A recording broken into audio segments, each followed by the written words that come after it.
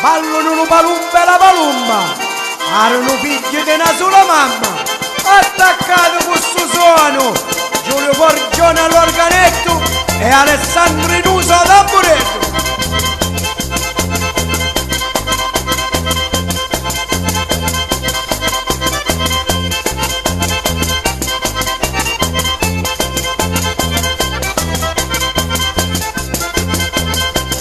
Cosa bella che suonata stasera!